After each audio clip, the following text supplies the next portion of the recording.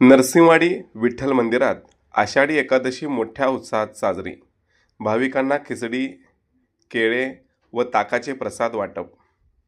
नरसिंहवाडी येथील श्री विठ्ठल मंदिरात आषाढी एकादशी मोठ्या भक्तिमय वातावरणात आणि उत्साहात साजरी करण्यात आली.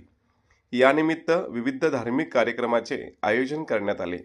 विठ्ठल रुक्मिणीची महापूजा, अभिषेक, भजन कीर्तनासह दर्शनासाठी आलेल्या हजारो भाविकांना खिचडी, केळे आणि ताकाचा प्रसाद वाटप करण्यात आला.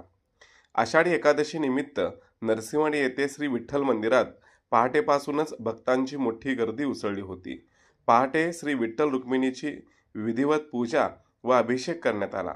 त्यानंतर दिवसभर विविध धार्मिक कार्यक्रमांनी मंदिर परिसर भक्तिरसात न्हाऊन निघाला.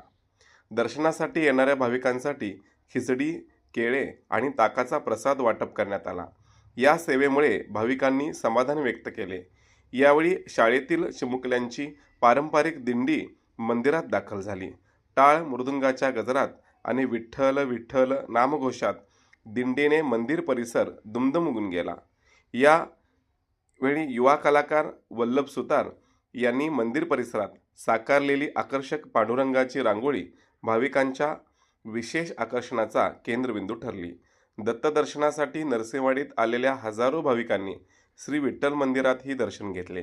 दिवसभर मंदिर परिसर भक्त, वारकरी आणि ग्रामस्थांच्या गर्दीने फुलून गेला आणि आषाढी एकादशीचा सोहळा अत्यंत भक्तिमय वातावरणात संपन्न झाला.